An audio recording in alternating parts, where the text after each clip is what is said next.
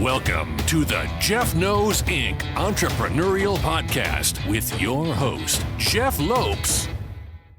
Jeff has over 2 decades experience as a serial entrepreneur, building brands like Kimura from his home basement to a multi-million-dollar global brand that has sold over 250,000 pairs of boxing gloves. Jeff's here to educate, guide, and drive you on the process of bringing your ideas and dreams to reality with the inspiring stories from some of the top business minds. Welcome to episode number 41 of the Jeff Knows Inc. podcast. I'm your host, Jeff Lopes. We got a special guest today from Long Island, Will Rafeh. His passion is men's hairstyling, but his entrepreneurial juices have got him into the beverage industry, reality TV, a ton of other places. This guy is a massive serial entrepreneur. We had a great conversation today. Sit back, everybody, and enjoy. We are live on the Jeff Knows Inc. podcast. I'm your host, Jeff Lopes. We got a special guest today, Will Rafeh. Are you from you're right in Long Island right now? Yeah, I'm in Long Island. Yep. Very cool. You want to say hi to everyone? Yeah, shout out to Long Island. What's up, everybody? We are going to get into a lot of topics today. We have an individual here that has so many things on his plate right now. So I just always start off our podcast getting to know the guest. Will, just let our audience know what are you currently doing, what your plans are, and what's happening in your life right now. Then we're going to start the conversation, brother. Yeah, for sure. First of all, thanks for having me on. I really appreciate it. And for you guys that don't know me, my name is Will Rafeh. I'm an entrepreneur. I'm in the fashion industry. I'm in the hair industry, the beauty industry. Just came out with a new product. So I have my hands in everything. And it's been an interesting journey, just going on and figuring out new avenues and new directions. So you guys are going to get to know me this upcoming year with a lot of different things for sure. When you started off, I always dive into people's history. So as an entrepreneur, did you have entrepreneurs in your family? How did that all work? Yeah, believe it or not, my father was a business owner, and but he was more of like I'm more of an entrepreneur in regards to coming out with products and different ideas. My father was more of like opening up like a deli mart or a grocery mart type of entrepreneur, Yeah. So, but it never really ran freely in my family. I was more of like an artistic individual. I got a lot of my inspiration from my mother, who was a hairdresser. She was involved in modeling. She was a singer overseas. So that was really like my muse, and my inspiration was more of her. The entrepreneur thing, I think, came more of having more of, I guess, as entrepreneurs, we all are kind of like, want to be a boss in a way that we think we can do it better, I guess. That's where that came from. Yeah, for sure. So your mom, was she, did she have her own salon, or she actually worked for another salon? She worked for another salon. Very, very good. So did you spend a lot of time growing up in the salon industry? Yeah, I did. My mom, she would always have people at the house. She had her own salon kind of downstairs where people would come and get their hair done. And I was always interested in the hair business. And my friends would come over on Friday nights, and they would be like, oh, let's go out. And I would start giving them haircuts downstairs and start giving them fades and haircuts. And that's how I got into it. And I started barbering and stuff like that. So you said right now you currently have some products you're coming out with. Give me a little rundown of what you're coming out with product-wise. Yeah, so we came out with Code Blue Energy health beverage that just hit the market. We're in a bunch of retail stores, including 7-Elevens. So what is that? Is that that's an energy drink? It's not an energy drink. It's a health beverage that provides energy. So we have weight loss components in it. We have B12 in it, B6, ginseng, taurine, all kinds of stuff to give you that burst that you need to help you also lose weight in the product. We also are one of the first drinks that came out that has a multivitamin, full-fledged multivitamin in the product. You literally drink it, you get your multivitamin in for the day. It's called Code Blue Energy. And one of our main things is to help support police, help people lose weight. The culture behind it is very pro, America, pro police, pro fire. So, I mean, the beverage industry is a very hard market to get into. What inspired you to get into that market? Oh, Because yeah. you know how it is with shelf space, and it's a lot more things behind the scenes to get your product on the shelf in variety stores or in the local grocery stores and whatnot like that. What drives you to get into the industry? Oh yeah, it's extremely difficult. I mean, to get into this industry, you have to have legitimate good backing in it because you're going to be in shelf war space, like you said. Yeah. And when you're competing with people like Monster, Red Bull, all these guys have billions of dollars and they're willing to buy you out for the shelf space.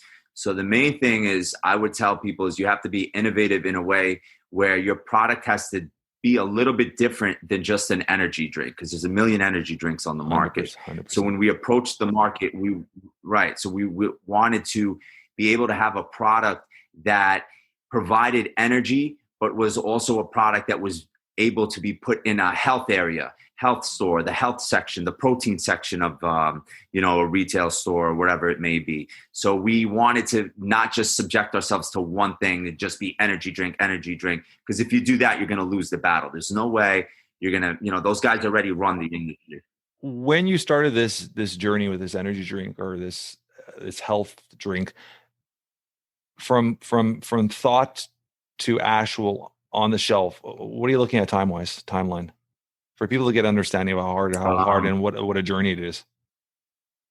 Right. And we're continuing to have a battle for shelf life. We're almost at the point where we're trying to concentrate on the best avenues. I don't want people to think if you come out with a product that just shelf. Online is huge. We all know e-commerce online is one of the biggest things possible. And if you find your targeted consumer, just stick to them. You know what I mean? All you need is like one or two huge buyers. I love and you're good. You don't need to stick to your lane. I love that. Yeah. Yeah, for sure. Because then it becomes confusing. It becomes depressing and you're competing with everybody and you don't know what direction. But back to your question, it took us about, believe it or not, it was quick for me to get it on a shelf in a retail store just because I was connected with 7-Eleven owners. I knew people. But to continue to keep it on the shelf, that's the main obstacle. Because if your drink ain't selling and, Red Bull or like I said, Monster or somebody comes in there and they're selling and yours is sitting on the shelf, it's problematic. So you have to make sure, like I said, you have to continue that war. It's an everyday war with them for sure. How much effort is put towards your marketing aspect of this? We just actually are in the middle of rebranding. It's continuous. Yeah. We're always coming up with ideas to make the product better. So when did this all start? When did this journey start? What year? How many years ago or what's? We're probably about 3 years ago.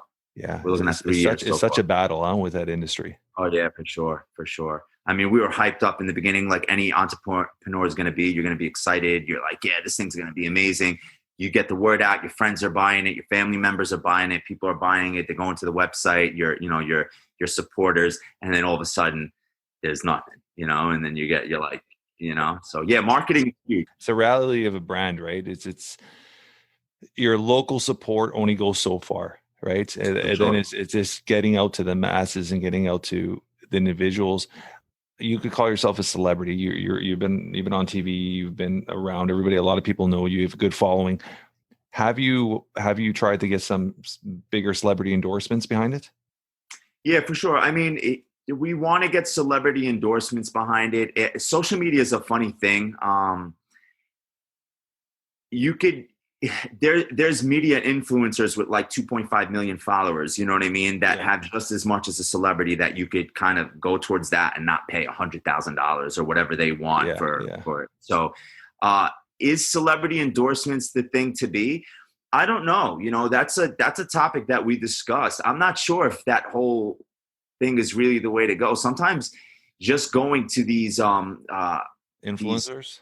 The influencers and expos, these expos where distributors show up, you know what I mean? And then setting up a strategic plan to go and, do certain things for the community and neighborhood with the product and getting it kind of more of a grassroots build up on it.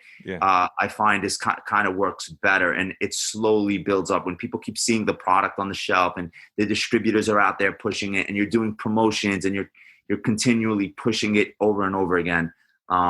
it works. You know, you don't see a lot of celebrities doing a lot of different products out there, and there's products that are taken off, you know, and they don't have celebrity endorsements. They're doing fine on their own. Yeah, 100%. With yourself, what was your first journey as an entrepreneur? Like, what was your first taste? It's small, even small. What was your first taste to get into the business world? I would say doing hair. I still do hair till this day. Oh, you still do, huh? Yeah, for sure. For sure. That's one of my best talents. And I haven't given it up because I'm extremely talented in it and I do extremely well in it. And I've had the gift to be able to do some really major people in the industry and do their hair. And it's landed me huge opportunities. I mean, in reality TV and just in a lot of different ways. But that was probably my first experience as an entrepreneur because I was a barber.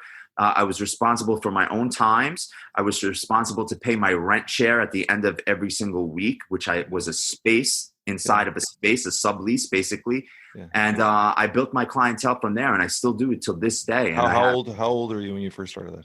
I was 15. Good for you. Yeah, Good for you. I've been doing it for 20 years, man. I mean, I love it. It's just the artistic side of me.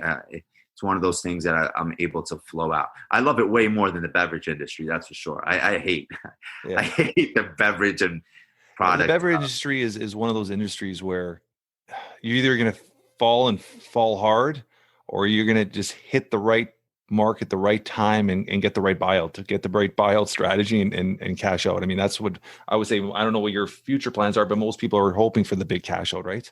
Yeah, of course. I think with any product or industry, when you have global guys that are controlling the market already, you're not going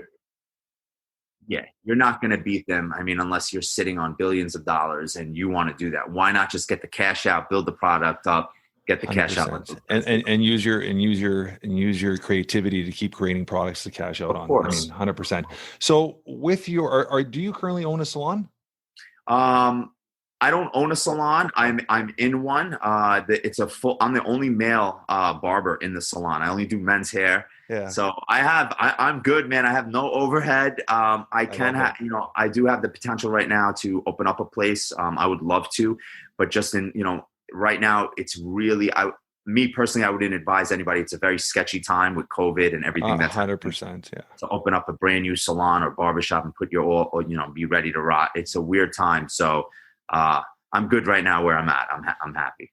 Do you play around in your head, or do you have any plans for hair products? Yes, I did. It's in my head. It's a possibility. It just works hand in hand with what you're doing, right? It is.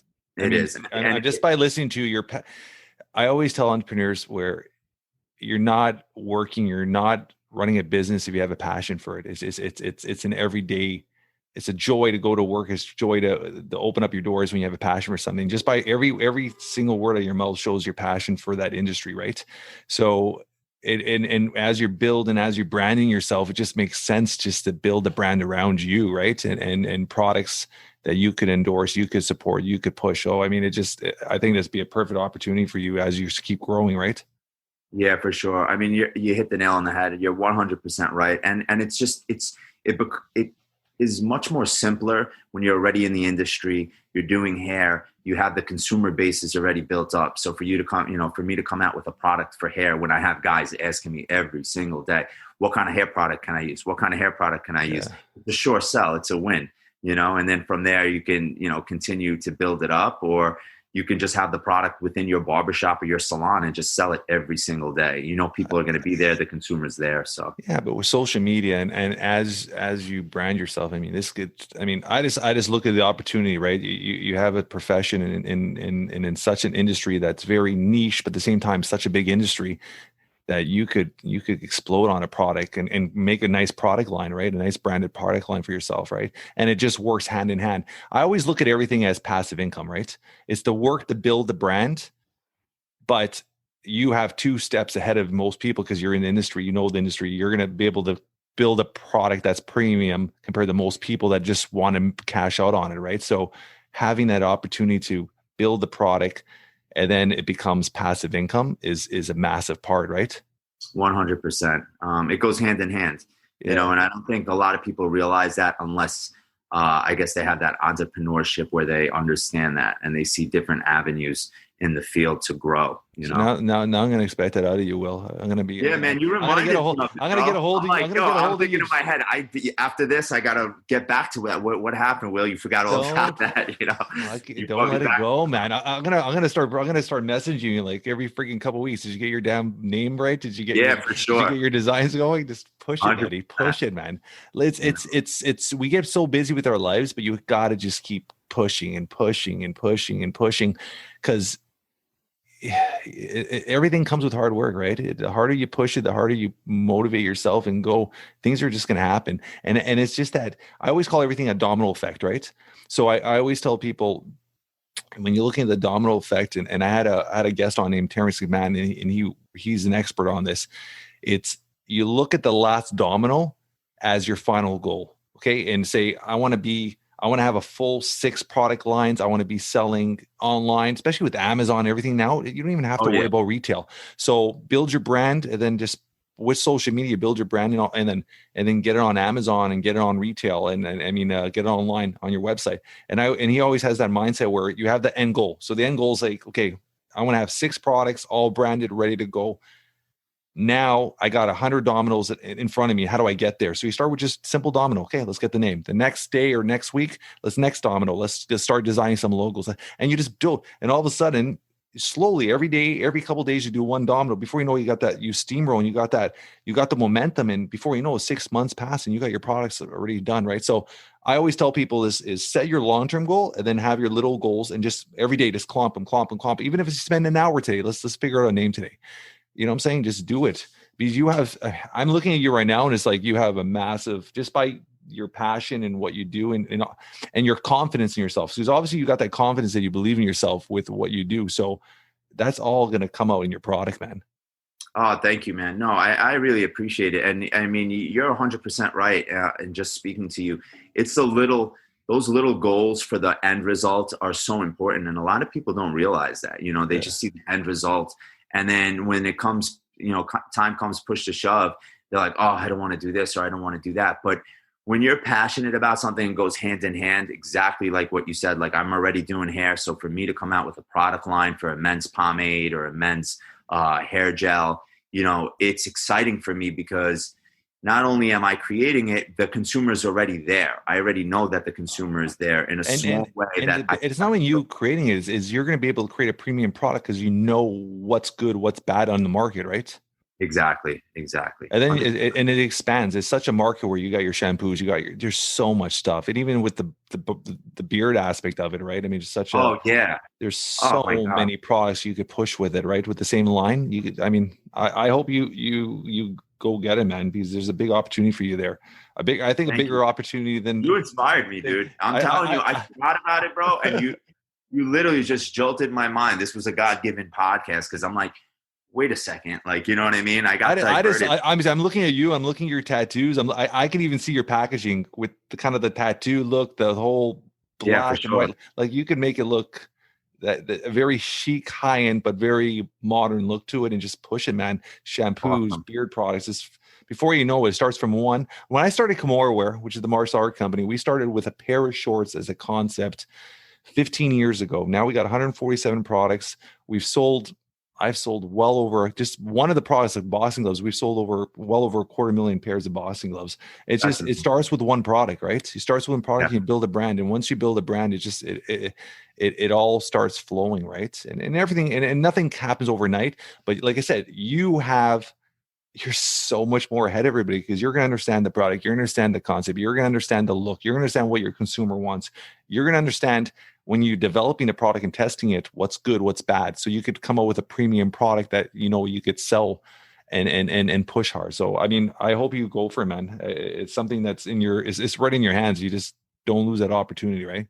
Yeah, no, you're 100% right. And honestly, thank you for, I guess, getting my mind back on that. Cause, probably a year ago, I was sketching names down, ideas. I reached out to some suppliers overseas in regards to the product, and I still have it in my thread, in my history.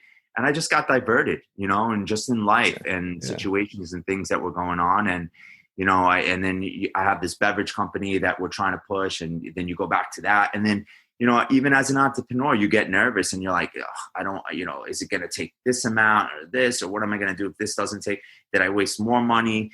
So it's always, but I think that a hair product, I feel much more confident about that than I would. Just think of if you come out, and I always say I don't like coming out with one product because it's never a company. I would launch it. I always tell something like that in that industry. My advice to you, if you take it, I would start with 3 products. Find 3 products that you could personally sell. Spend a little bit more money where you might have you might have start with a smaller run, even locally with a smaller run somewhere right. Try to build something right out of the US, out of California or something like that. Find a manufacturer and just build something, test the product, get the ingredients, get everything going, build it, get it out locally, and then just start building Amazon and stuff. And with social media, like your social media is growing. I was checking out yesterday. Your social media is growing. You got great posts, great photos. Just start spreading it, start passing it, start doing your posts with it, start talking about it, start doing videos on it. Like I'm telling you right now, in a year, you'd be sitting back like, wow, this is awesome. It's just a start. Just get going with it, man. Don't procrastinate about it. Yeah, no, thank you, man. I'm gonna be up your ass now. You know that. No, do it. You know what? Hey, man, you honestly have completely re-inspired me to do that. That's something that I didn't, and not the fact that I didn't want to do it. I kind of forgot about it, and you brought it back up. So, I'm hyped right now about it. So very cool. When we get off, I'm gonna be like, ready to rock with it for sure. So I'm gonna dive into. And it's not something I want to go crazy into because I know you probably get this in every podcast, everybody asking about it, but your TV experience, how did that all start on these reality shows? How did it all start and what'd you take from it? What'd you learn from it? Yeah, for sure. 100%. So like I said, doing hair landed me on, that's my thing. My wife is a makeup artist and she got discovered on social media. The show, Jerseylicious was a huge show. It went on 6 seasons during Style Network, probably from, I don't know the exact years, but in the 2000s, like probably around 2000, I would say 11 to 2000, I don't know, 14, 15. Okay. And it was, you can watch reruns on it right now. It's on Hulu, it's on Amazon Prime. But she got discovered as a makeup artist. And they wanted her to go do an audition in Jersey. And it's a funny story because we go down to Jersey together and she's awesome. Were you just dating at that time? Yeah, we were just dating. Yep. Yeah. So she got discovered by one of the head girls on the show. One of the stars on the show saw her in a social media thing for a lookalike contest. And she did a lookalike contest and she won. And the girl was like, oh my God. And they kind of like were friends. The girl's like, are you a makeup artist? And she's like, yeah. She's like, do you want to do my makeup for a photo shoot? So my wife was like, oh, at the time she's my girlfriend. She's like, oh my God, I'm going to do Tracy's makeup. I'm so excited. So she went to this photo shoot, did the makeup, came back. They had a picture together. I think they posted a picture. I'm not sure exactly, but the producers were like, we're looking for a makeup artist to put on the show. Who's that girl? They said it to the star, the show. Yeah. She told them who it was. They were like, we're doing open auditions in New Jersey in this huge mall. They're like, come on down. So Crystal was like, Will, you got to come with me. Let's go. I was excited for her. I'm like, yo, this is going to be a great opportunity for you. I'm going to go with you. We get down to the audition. She goes up, the producer, first thing comes up to her. He's like, oh my God, you look amazing. Because if you see my wife, she's like glam hair at that time with big Jersey hair. And we're from Long Island. So it's kind of very similar, Yeah.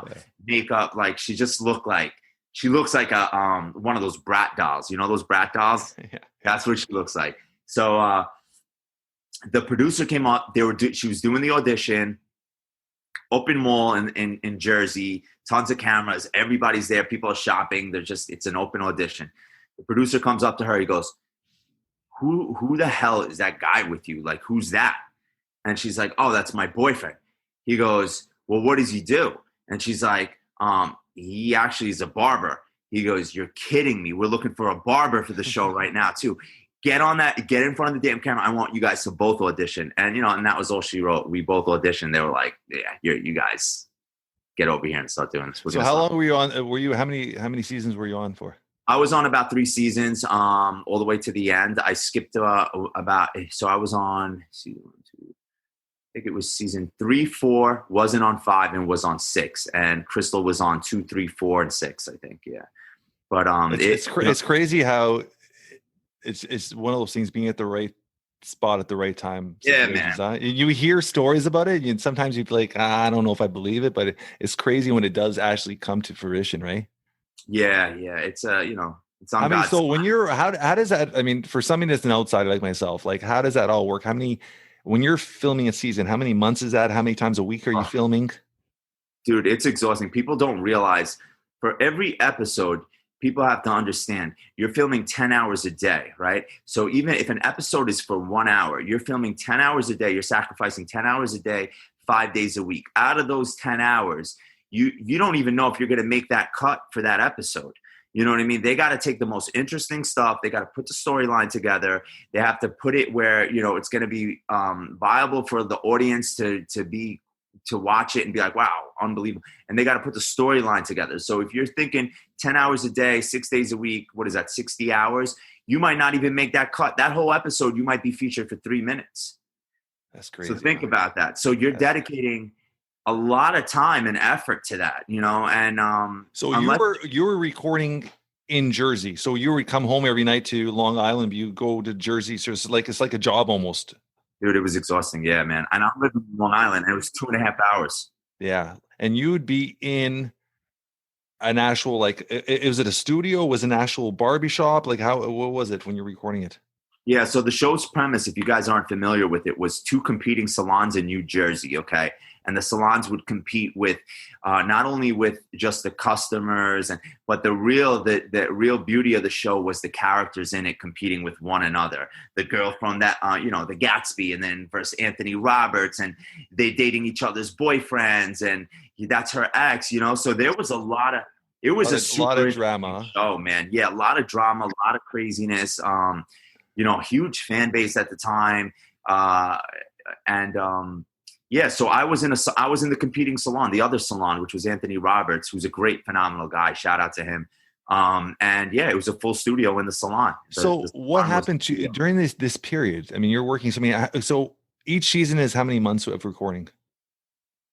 I would say probably about 3 to 4 months, maybe. So your life stops for those 3-4 months. That's all you do. So your actual clients, your barber clients, all that, you're done with that, I guess, for those 3 months or 4 months. Yeah, man. You know what? For me and for Crystal, I think it was much more difficult for us because we weren't living in Jersey. The cast was all in Jersey. And we were C characters, right? Like C-D characters. So, our pay grade wasn't an A character or a B character. So we had to still do our job and work and travel from Jersey and, sacrifice days at work. I was able to make it work, luckily enough, where because they wouldn't need you every single week. You know what I mean? They wouldn't like unless you were the main character. Yeah. You're the main character, the show revolves around you, Yeah. So, Tracy and Olivia were the main characters and the show revolved around them. So that was their life. They were, filming 24/7. Us, we were more like, all right, we need you for this, or oh, we need this, or we need that. Come on down. But it was still a ton of filming. For sure. I'm going to ask you, I don't know if anybody's asked you this before. Being on a reality show and as an outsider watching reality shows, how did that affect your relationship? Because that must have put a lot of pressure on. Did it put any pressure? I shouldn't say must have, but did it put any pressure on your relationship? Oh yeah, I'm going to be honest with you. It definitely did. In the beginning, when we first got on the show, my wife definitely didn't want me on there. Like she was like, "This is going to ruin our relationship." Because what happens with reality TV, opportunities open up, doors open up, fans, supporters, girls, all things start coming into play. And then not only that, you're dealing with, just people on the show, cast members, all kinds of things. So, and then you don't know, how the production and people want to pivot people against each other on the show, where almost in a sense, like, Do they do that? I mean, I don't know if you're allowed to talk about this or not, but do they put you in situations where, and you always hear this reality TV, is they put you in situations where, like you said, they pivot you. They put you in situations to cause controversy. Is that true? Yes, somewhat. Okay, so I won't say this. I'll say it in this way. Okay, So for instance, Sorry about that, buddy. no worries, man. No worries. I'm not going to get into too much detail, and I'm not going to say every show does this because a lot of shows don't. Yeah. But I'm going to say this is an avenue that producers and people use on reality TV show. They'll say to you, "Hey Jeff, show up at the bakery. You're going to have coffee with for instance, Will. Me and you are starting a new company. Yeah. Jeff and Will, show up at we're going to film you guys having coffee, talking about your new company, right? So that's what the scene entails. You know, in your mind, that's what's happening. I know that's what's happening. Me and you are at the bakery shop, having coffee, talking about our company. Within that conversation, unbeknownst to you, your ex-partner from a failing company will show up in that bakery and come up to you and say, "Hey, Jeff, how are you?" It will not only now realism of frazzling you and being like, what the hell is my ex-partner Mike doing here? Why is he here? And why is he in this conversation with me and Will? Which will create the realism of your reaction, the realism of my reaction. Me now thinking, yo, is Jeff partnering up with his ex-partner on something else that I don't know? You know what I'm saying? Yeah. And now everything comes to play. The viewers are seeing it. It's live. It's going to get, and that's how it works, man. Like that's one of their avenues that they use. And that's just something simple. Now imagine a relationship. Imagine you're there with your wife and then they have your ex-fiance show up. And people aren't going to say no to an opportunity to be on reality TV. Your ex-fiance might say, "Oh, hell yeah, I want to be on this." And they're going to be like, "Okay, but this is what you got to do. But you got to sign this contract. You can't tell Jeff in this scene that you're going to show up, but you're going to show up." And then they're going to be like, "Okay, I'm going to show up." And now they're there. And you're like, yeah. That's crazy, huh? That's crazy. Yeah, that was just one thing I was questioning. So you were prepared, huh? Yeah, I mean, I could never be fully prepared, but I was always, I'm ready to whatever it is. But I tell anybody, if you guys want to be on reality TV or you want to take that avenue, be prepared, because people think it's all about being, me and self-praise and being on reality TV and you're on a cool show and people know you, but you're going to be sacrificing, whether you could be sacrificing your work, your job, your talent. If you're a makeup artist and you're getting on fights, how do you know people are going to come to you when you're already successful, doing well? They're going to see you on TV and be like, "I don't want to go. That girl's trashy. I'm not going to get my makeup done by her." So you sacrifice a lot, be prepared to what you're going to sign away on that contract in reality TV for sure. So, you were on that show. You were on is it Mob Wives? Yeah, I did a quick we did a quick filming for Mob Wives because I was in, as well, I was personal training in the fitness industry. I trained two of the I can't really talk about it too much because the show never winded up airing, but I trained two of the characters on there. Yeah, for sure. Two main characters. I did a fitness thing, trained them. The episode revolved around them getting into, they were trying to get back into shape. And, I winded up training them, but I don't think the episode ever aired. If it did, I didn't even see it. Let's dive into that. So personal training. So fitness is, I was going through your social media and whatnot. So fitness is a massive part of your lifestyle, which I love. Yeah, as entrepreneurs, sure. I mean, fitness, it should be something that everybody in pushes towards because it's a lifestyle, right? Being healthy. When did you first pick up some weights and when did you first start working out? What age did you get into it? Oh man, I've been an athlete my whole life, ever since I was a little kid. And I think, did you play any sports? Yeah, for sure. When I was little, I did soccer, I wrestled in junior high, and then lacrosse, football, hockey. Hockey, huh? Hockey and lacrosse. Those are Canadian sports. Oh, I know. Well, lacrosse is a Long Island sport, man. Believe it or not. Yeah, that's where it started. Yep. Lacrosse is our look. Everybody thinks hockey is our national sport, but lacrosse is actually our national sport. Really? Yeah, in Canada. Yeah. Well, so you played lacrosse, huh? Yeah, I played lacrosse, man. It's a tough sport. A lot of people don't realize how tough of a sport it is. Oh yeah. Oh, for sure, dude. It was extremely tough, and I was a goalie for lacrosse. Oh. I had my hand broken. Yeah, I'll never forget our coach was a Division I lacrosse player, and he would cradle this thing, wing it. And I was goalie, and I'll never forget. It cracked my hand, shattered my finger right in half.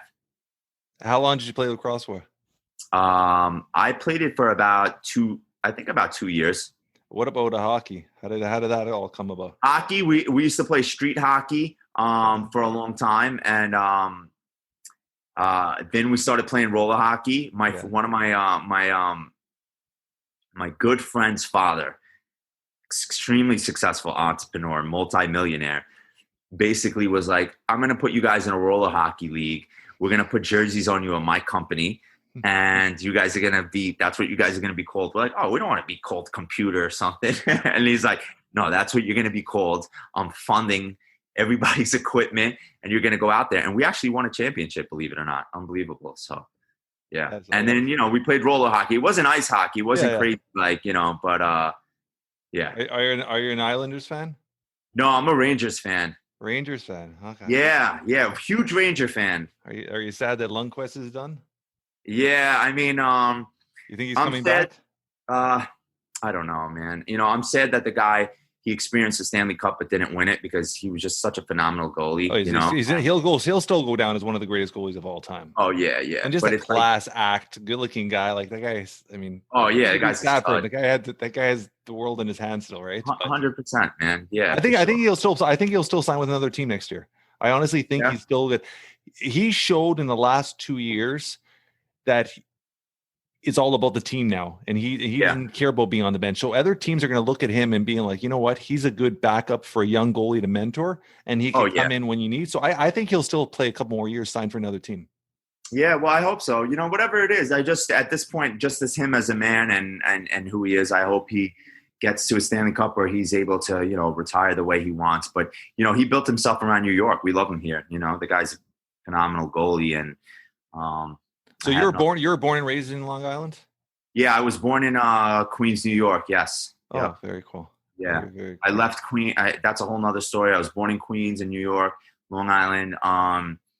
At a young age, my parents, they separated. And then I actually moved overseas to Lebanon.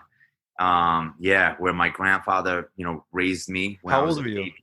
I was a baby. I was probably like 2 to 5, 2 to 6. And it was the height of the Civil War in the 80s in Beirut. And I actually got smuggled out of the country because it was so bad. Yeah. And I almost didn't make it back to New York. So. And how old were you when you came back? I was probably about 6 or 7. Yeah. If you were to stay there, I mean, eventually you would have got into the military. Like life would never. 100%, that's what was going to happen. That's what my grandfather said. He's like, go back.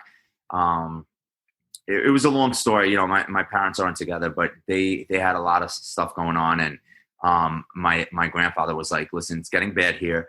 And he's going to get drafted into the military. I was going to school at the time there, learning Arabic. And, I was waking up with bombs going, I lost my uncle to the Civil War. There was bombs going off left and right, but everything, I experienced it. It was, it's people don't realize in North America how good we have it.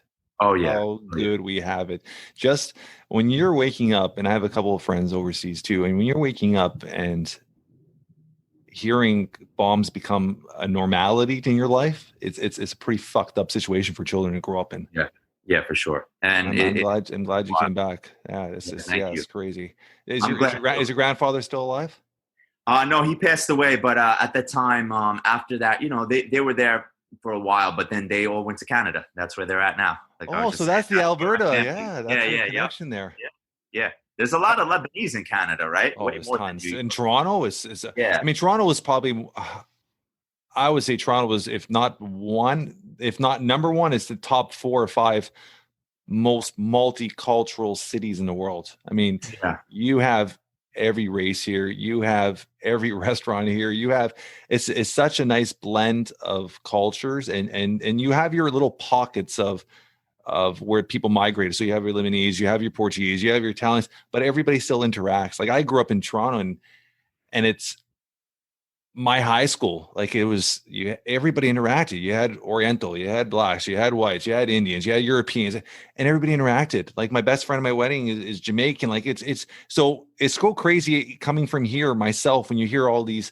And obviously racism is so prevalent in the world, but when you hear all these stories in the US and all those movements are happening right now, it's hard to understand people's mindset because I grew up in such a multicultural society, it's never planned in my head this racism card, right? So and I think that's what as society we have to do with our children is integrate them with as many cultures and as many different foods and understandings of cultures as a baby and growing up, it's going to change a lot. And then that's the problem, is a lot of people still stick to their own group, right?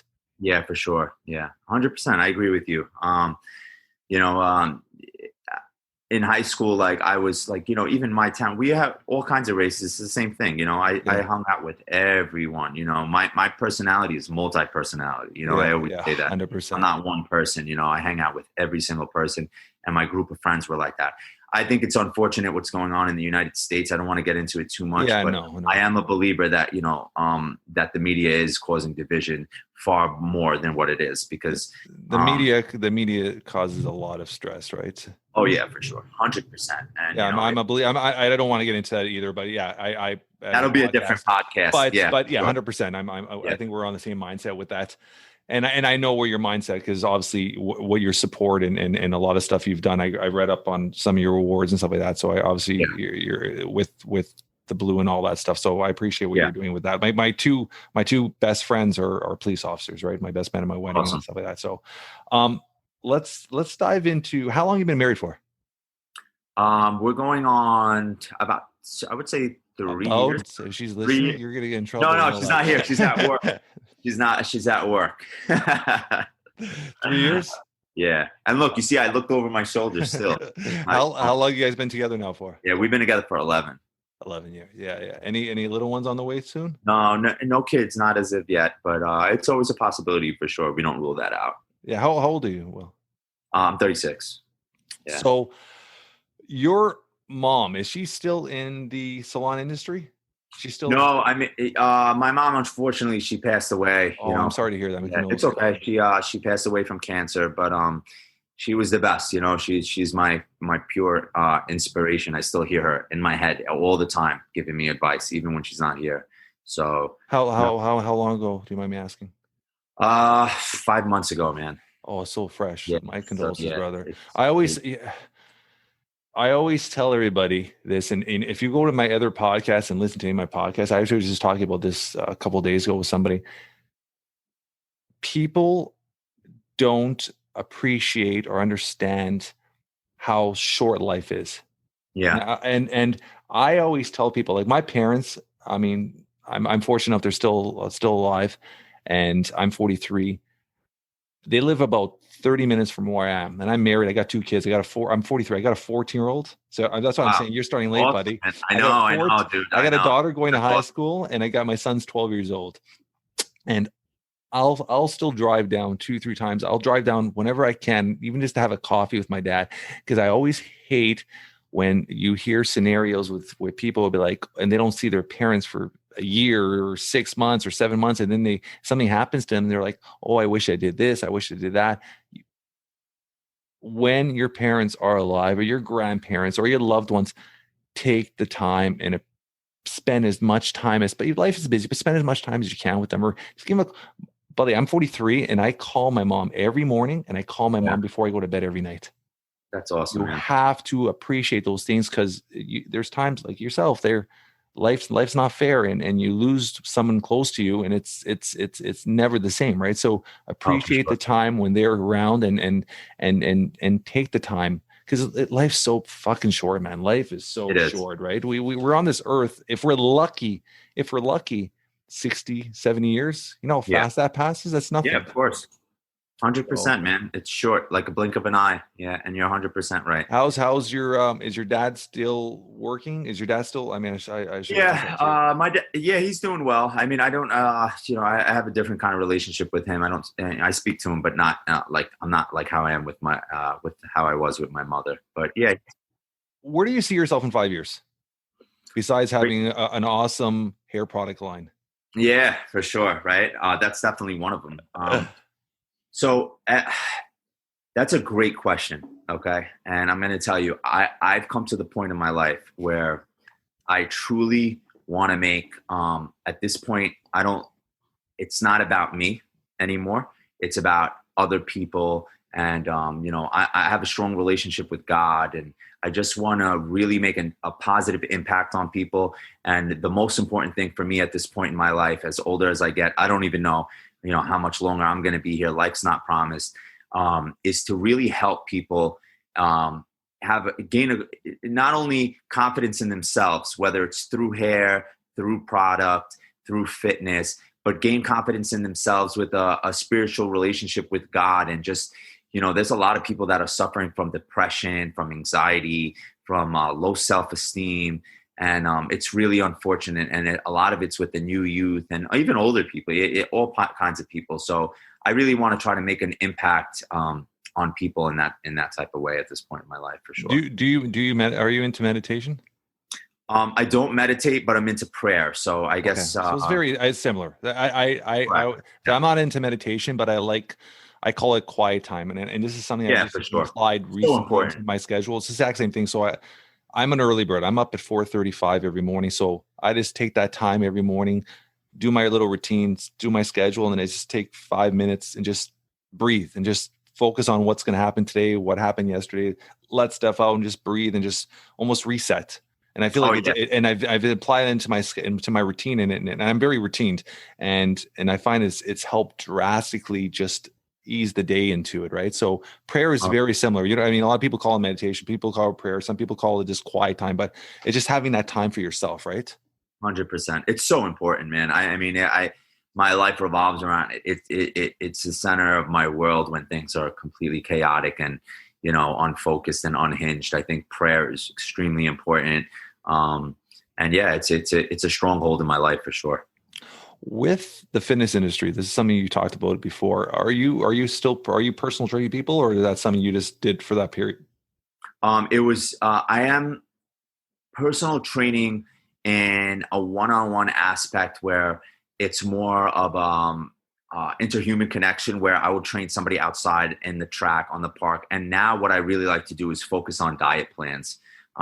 That's my main thing, is to help people lose the weight through the diet, because I don't have, the affordability to be out and training them. And I have so many things going on, you know what I mean? So, I have a client that's been with me for years, and I feel really terrible. She actually she's reached out to me several times.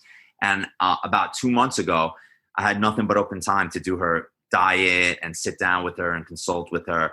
And now I don't. And she wasn't ready 2 months ago, but now she's ready. And, it's like, it's one of those things. So yeah, it's hard, especially with your schedule too, to fit in. So fitness is a massive part of your life. Like how give me a week in your fitness journey. Like what do you do on a weekly basis, working out wise? Yeah, for sure. So we just got an announcement in New York that the gyms are going to be back open on Monday. So they officially haven't opened yet, huh? Oh no, man. We've been with that gym for about 5 months here. Yeah. So our gyms just opened up, and it's still, you got to, and I'm sure yours is going to be the same way. You got to pre-book online and book your spots to get into the gym. So basically my routine, I'll say, when the gym opens up, I'll wake up every single day. I fast. I don't eat my first meal until 1 to 2 p.m. So, you do the fasting? I'm the exact same way, buddy. Yeah, my last meal is about 8:39 at night. And then I'm good till about, I'm drinking right now black coffee. I'm good till black coffee till about 12:31 every day. Mine right here. Yeah. Love it. Iced black coffee. Yep, for sure. And that's what I do every single day, 5 days a week, and then I wake up, I have my coffee. You do it 5 days a week too, huh? So the weekends you have breakfast. Yeah, the weekend, Sundays I do. Sundays I break the fast. I break it on Saturdays and Sundays. Saturdays and Sundays I'll have a light breakfast with my family, and then Sundays I'll have a big breakfast with the kids and stuff like that. So you have to. It actually builds your body, to be honest. It actually helps, rather than, because what happens is when you continually fast for a long period of time, you also affect your metabolism, and then your body starts going into a way where it's like, am I going to get food? Am I not? And then you start holding on to fat.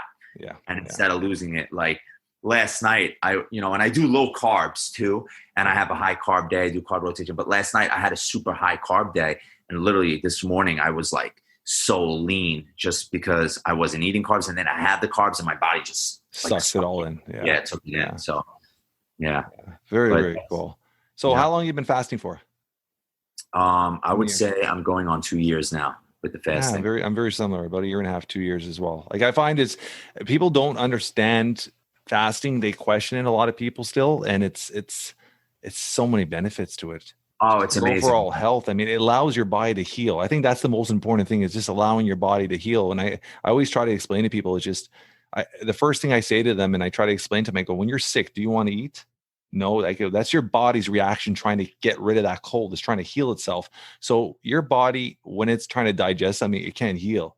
So allowing your body that time to heal and the recover and recuperate, it's so important. People don't realize that. And they're like, oh, we got to eat. Breakfast is the most important. I think our media and these cereal companies and all these companies have just instilled in people's head with these commercials where breakfast is the most important meal of the day. It's a bunch of bullshit, man. Yeah, I agree with you, man. 100%. I mean, and it's just so difficult sometimes for people that don't want to listen. And if they don't want to listen, that's their own fault. Think about it. If we really dive into it and divulge, we'll even go all the way back to the beginning, of time and biblical time. Like, we didn't eat the way we eat now. Okay. We would have maybe one meal or two meals a day, low calorie. And, that meal would come from whether, we were hunting or whatever it may be.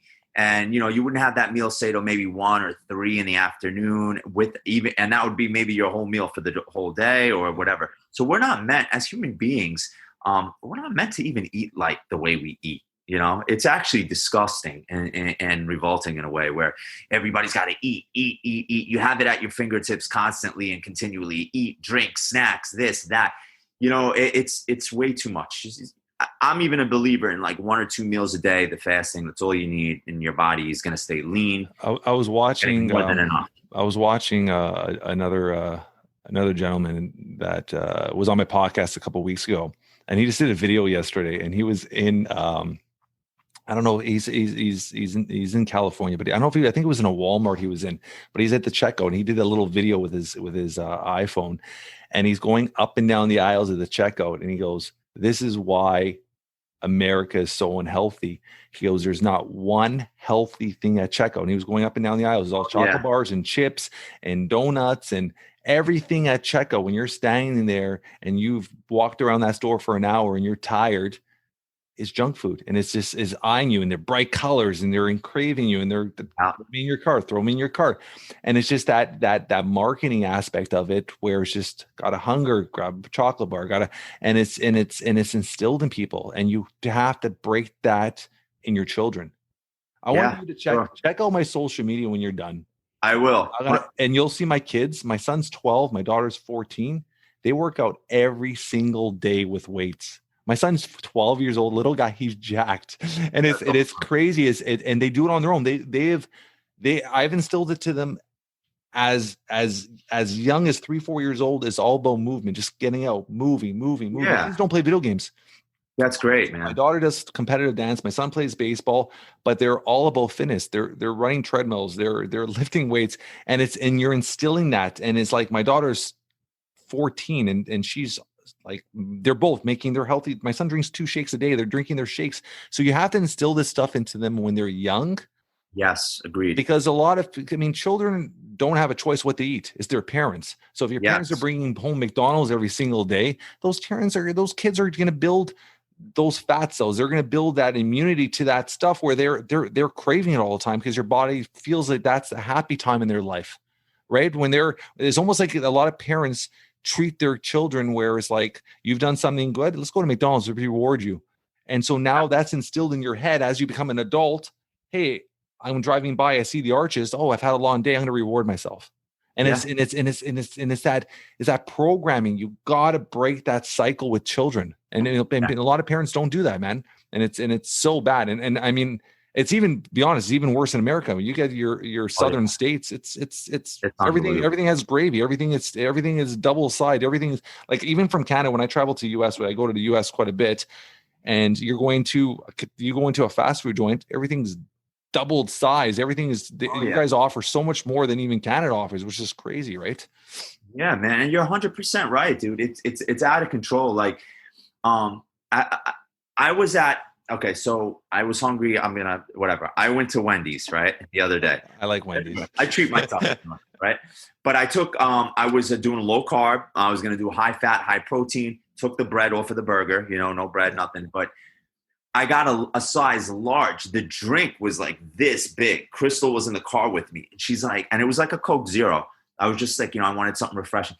And I didn't even finish half. And she's like, what the hell? Why is that drink? It's like a gallon of Coke Zero. Like, what is the point of this? You know what I mean? Like, am I unsatisfied that I have to drink this whole gallon? Like, I'm fine with a small or a medium. Yeah. And, I just said whatever. I got a large, and it was tremendous. Like, what? And my mind starts thinking, there's a deeper plan for all this stuff. There's no reason for us as human beings to, consume this type of stuff constantly. Just like you said, you're online at Walmart and it's all snacks now. Do we go into, is America pushing for obesity or population control? They want people to drop dead. What's going on? What's the deeper? I don't know if is it America or just you got these global brands that are billion-dollar companies. Right. That they control the market, right? Like it's money controls the market, whether it's the big banks that control everything, or it's these big global companies that control everything. So you get these big companies where they could turn around to a Walmart and they're paying for the shelf space. They're paying for stuff so they're getting what they want, right? So, and be honest, it's in I would say North America. I don't know how it is in Europe and whatnot, but in North America, it's cheaper, it's easier to eat fast food. Yeah. Right. If you live in a low poverty area, it's not easy to eat healthy. It's expensive to eat healthy. Oh yeah. And you go buy healthy food and healthy vegetables and good meat, and then all of a sudden your grocery bill is a couple $100, but you could run down to the Burger King and your whole family has a big dinner and you're all filled and satisfied for 20. It's just that mindset, right? So fast food is so accessible and it's lower cost. So it's just, people just have to make the right choices. And it's going to start, like I said, it has to start with the parents instilling it in their children. If that could start even slowly, you'll see change. But until that happens, there's not going to be change. Oh yeah. I agree with you 100%. My sister-in-law, was involved in the fitness industry for many years. She competed, she did everything. And when she had my niece from birth, she fed her healthy stuff, healthy food. Until this day, my niece, skinny, lean, and she doesn't even crave bad food because that craving. How old's your niece? She's 9 now.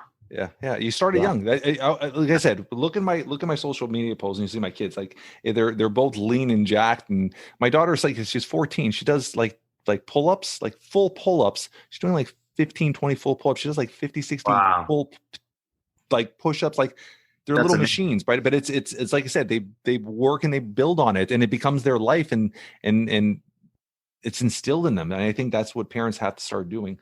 Oh yeah. That's amazing, man. Tattoos. Thank you, brother. You got a lot of tats. What age did you get your first tattoo? I got it at 15. My first tat was, can you see it? I still have it. It's like a tiger with a tribal. Yeah. Yeah. And then it said mom and strength. So in Chinese, I think that's what it said. Who knows if the guy probably it says I'm an asshole on it. Who knows? But I got my first at 16. I got a Superman tattoo at my 16th birthday. Awesome. Yeah. Do you still want to get more or no? I have quite a few. I got it quite a few. Yeah. They're addicting, man. I remember I got on my wrist, and you can see Let It Go. Oh, cool. All right, very good. And then I have on this wrist Relentless. Nice. And then I got my arms. I got a line on my arm, and I got a bunch of other different stuff, symbols and stuff like that. So, are you still actively getting tattoos, or are you slowing down? Yeah, believe it or not, I'm gonna get more. I took a little bit of a break because I'm covered. But yeah, I wanted to get my neck finished, and then my back doesn't have anything on it. I have something scheduled for my leg with my brother-in-law. We're doing a matching thing because he's actually he's like Sicilian and Maltese, Malta. Yeah. So we both have that Mediterranean, and I'm Lebanese. So like we were gonna do this whole Mediterranean theme together, but yeah, man, they're addicting. I gotta slow down. I remember my tattoo artist said, "Listen, kid." I was 15. He's like, looked at me. He's like, "Listen, kid." He's like, "These are addicting. You're never gonna stop." And I'm like, "What is this guy talking?" I'm like, "Yeah, all right, man. I'm good with the try." And look, like 20 years later, I'm still getting inked up because what happens too, like when you're an artist, like you start seeing things uneven. You know what I mean? I'm like, this don't look right. This don't look right. This looks like shit. This needs shading. And times change. So tattoos, like I have tribals, I hate them. So like now I'm like, I'm such an artist and I want something so nice and that flowy and cool and, you know, with shading and like a whole mural type, you know what I mean? And then you look at your stuff and you're like, so yeah, man, That's the problem. They're permanent, right? There's no fucking around once you get them on. Yeah, they're permanent. I do know somebody that got them removed. I saw him getting, you know, you can laser remove them now. Yeah, but it leaves a pretty nasty scar though. Yeah, yeah, yeah, it does. Yeah. And then they get it tattooed over that laser removal. I know guys that have laser removed. Hey, sorry, my dog sees something. No they laser removed tribals to only get something else over it. You know. I'm going to throw a couple more questions before we get out of here. I always throw these last two questions to all our guests. If you had a superpower, what would it be, Will? Oh, good question. To see into the future. Yeah. I think that would enable me to make the right moves. Whatever it is, you know what I mean? Whether you're trying to make money, whether you're trying to use it for good purpose, right? Yeah, exactly. Yeah. See into the future would be one of them for sure. I always ask everyone also, if you were to pass today, your closest friends or your loved ones, in a few words, how would they describe you? Or how would you want to be described? That's a better way to ask. That's a good question. What I would want most importantly is to hope that while I was here, sorry. Hey. While I was here, that I made a positive impact on them and that I was a good person to them and that I helped them in some kind of way, in a good way, in a good influence. And they said, you know what, Will was a good guy. He did this and, you know, he helped me with this and broke me out of a certain mindset that maybe they would have been in. I just hope that my name is a good name when I leave here. And it's not a name that, you know, people want to put dirt on and talk about. I want to just have a positive. Let's just live a good life, man. Just be That's good it, to people, man. And surround yourself around good people. I just did a post yesterday. It's like, you want to be around individuals they're either like-minded or that are going to better you. Exactly. Right. And a lot of people don't understand that and they surround themselves around the wrong people, or they're in a situation where shit hits the fan and that person that they felt was close is not the right person in their lives, but they don't want to lose that person. Yeah. And I'm a strong believer, and I had this conversation, and there was this conversation yesterday with somebody too, is everybody has a purpose in your life. Whether you meet them at the grocery store for 5 minutes and you just smile and you're having a shit day and that smile just changed the way you felt that day, or you had something in your life for 10 years and you know what, for some reason you guys are going to go on your different paths. They're in your life for those 10 years for a purpose, right? So if somebody's in your life for a short purpose or a short time, just make use of the time. That's one. Second, make sure they're the right people. Don't waste your time with people that are just going to bring you down. Negativity, like victim cards. Like I was talking to somebody the other day, and they were just this victim card. It's an entrepreneur. He's done well for himself, but it's always like, oh, this is not happening right, or this is not happening good, or it's just constant negativity. It's like the world's trying to get him all the time. And I'm standing there and I looked at him. I'm like, shake your fucking head, man. I go, you're talking this way. You're just building this negativity around you. And it's like, nobody's going to want to be around you when you're like that. So surround yourself around good people and just spread as much positivity as you can. So that's a great mindset to have. Right. Yeah. Thank you. Yeah, for sure, man. I agree with you 100%. Some people love to live in their own negativity, you know, like what is that? Misery loves company. Right. And, 100%. You know, it's unfortunate, you know, you gotta, and if you are around those type of people, they will bring that into your life, that negativity, that, you know, that whole thing will start offsetting on you. Just like, you know, when you always hear people like in a toxic relationship, if you're a good person and you're dating a toxic person, you become toxic yourself, 110%. So it's all about who we choose to be around, what we choose to be around, and that'll, you know, roll out the road for what type of person you're going to become and what your future is going to hold. 100%. We're going to end it off with that. I appreciate you taking the time of your busy schedule to come on the Jeff Knows Inc. podcast. Do you want to say anything to our listeners before you go? No, I do want to say this has been an awesome podcast. I think this is my second podcast that I've ever done, and this was fun, man. Thank you so much. I'm gonna have you back on. So as soon as you start coming up with your new product line, I want to have you back on. I want to talk about the journey with you. I appreciate that. And on our show notes, I'm going to put all of Will's contact information, how to get a hold of him. If you want to get him on your podcast, you want to get him on your show, do you want to follow him on social media, see what he's up to and see his journey? I'm going to put all those links and all that stuff like that. Once again, brother, thank you so much for coming on our show. It's been a pleasure getting to know you. And hopefully this is something we'll become friends from here on. And it'll be something more of a long-term journey here between us. Oh yeah. I think we're very similar. Very similar. Very 100%, cool. Man. I totally enjoyed this. And I'd love to be back. And thanks again for having me. I had a blast. Really, this was just an awesome time. Thank you. Yeah, that's perfect, brother. Thank you so much, brother. Thanks, man. That's a wrap for today, everyone. I want to thank Will for taking the time out of his busy schedule to be on the Jeff Knows Inc. podcast. If you guys liked this episode, like all weeks, tell your friends, tell your family. We're always trying to build something special here. Leave a review. 5 stars would be absolutely amazing. Reach out to us if you have any questions. Until next week, everyone, always move forward.